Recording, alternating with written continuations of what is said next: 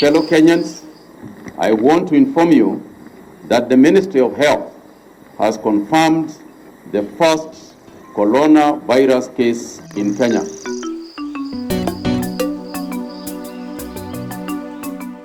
The economic impact of COVID-19 on women in micro, small and medium enterprises, which accounts for 40% of the global revenue, is devastating. On the 13th, the same day Uhuru announced that we have the first case in COVID-19, the same day I got my visa to Brazil.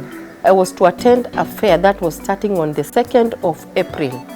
So I was supposed to travel on the 28th of March. Having sent my goods to Brazil, shipped because we ship in advance, prepared everything, and I was ready to go. So that 13th, I confirmed my reservation, hotel reservation in Kuyaba. On the 17th, the organizer sent me a text. I'm sorry, Victoria, we have confirmed our first case in this city, Kuyaba, and the governor advised that no gatherings until further notice. I was devastated because I thought I would run, do my fare and come back. This has put her under huge financial pressure as her local suppliers have been knocking on her doors daily since April 2020, demanding for payment. I have these suppliers who call me every now and then because they need their money, and right now I'm not able to pay them, so I'm almost closing my business. COVID-19 has really affected our family lives and social lives really so much. We have about 3 families who are left without parents because their parents killed themselves, like in Changamwe.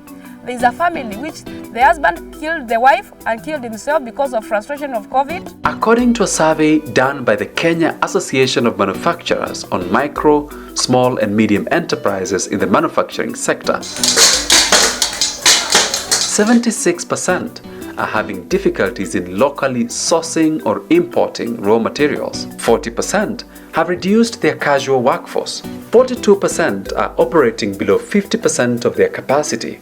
And 79% are experiencing cash flow constraint, which is affecting their ability to meet their tax obligations, pay employees, and service their loans. Being a natural skincare company, we source for some of our raw materials, like the body butters, the shea butters, the cocoa butters from neighboring countries.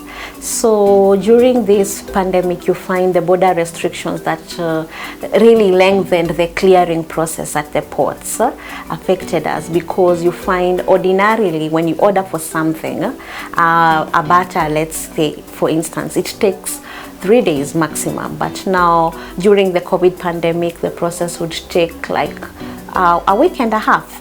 It is for this reason that the Association of Media Women in Kenya, AMWIC, together with her partners, launched a survey in April 2020 to document the impact of the pandemic on women in micro, small and medium enterprises and make policy recommendations to different actors on the way forward.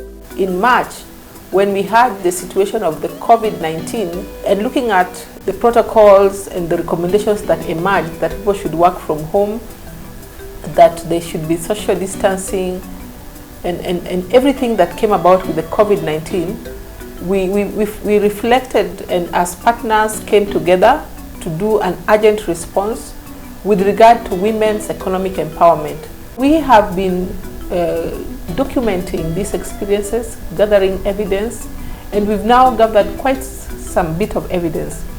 And therefore we are saying that going forward, we want to present this evidence and this information and deliberate and make policy recommendations or recommendations to different actors that on the way forward in terms of rebuilding the businesses as well as building resilience for these businesses in case of a future shock that emerges that affects their business.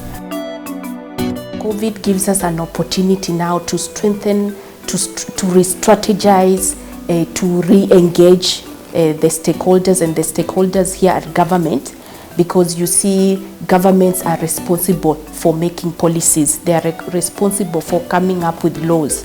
What we want to see is that women voices are included in these policies, because it's only through policies then that we can able to change or address the challenges that women are facing.